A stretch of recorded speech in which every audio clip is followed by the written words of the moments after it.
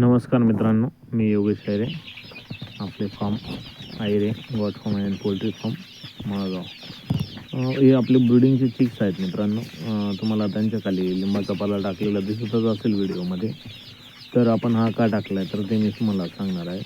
तर ज्यावेळेस फक्त आपण फिडिंग होते, पेपर फिडिंग झाल्यानंतर ज्यावेळेस आपण पेपर काढून घेतो त्यांच्या खालून, त्यावेळेस त्यांना तूस दिसतो.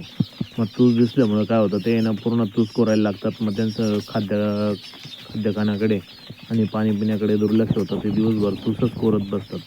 त्यामुळे त्यांना एक पर्याय म्हणून आपण लिंबाचा पाला टाकलेला आहे. त्याच्यावेळेस तूस कोरतात, खाली टोचा मारतात, त्यावेळेस त्यांना ते कडूपाला लागतो. कडूपाला लागल्यामुळे ते मग खाली टोचा मारत नाही.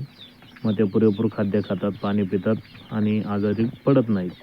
जर ते पक्ष्यांनी पाणी पिलं नाही किंवा खाद्य खाल्लं नाही तर आपले चिक्सला गाऊट होऊ शकतो.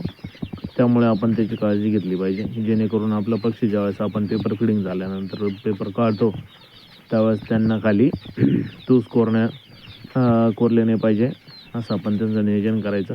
हे बघा, असे आपली पेपर फिडिंग चालू असते. सुरुवातीला आपण 5 ते 6 दिवस पेपर फिडिंगच करतो. पेपर फिडिंग झाल्यानंतरच मग आपण पेपर काढतो.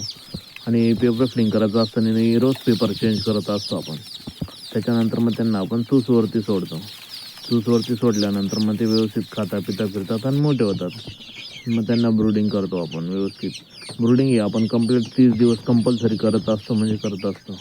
कारण ब्रूडिंग करण्याचे फायदे एकच असतात की आपल्या पक्ष्यांची मॉर्टिलिटी कमी होते आणि टेम्परेचर मेंटेन करणं हा सर्वात महत्त्वाचा पार्ट आहे.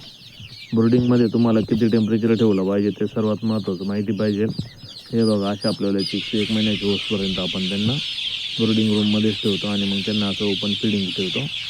तसं त्यांना भांड्यामध्ये खाता येत नाही, त्यामुळे अशा प्लेटा वगैरे ठेवतो आपण आणि या डिशमध्ये त्यांना खायला ठेवतो, जेणेकरून सर्व पक्ष्यांना खायला भेटतं. आणि नाईटला आपण त्यांना व्यवस्थित बल्ब वगैरे लावतो. धन्यवाद.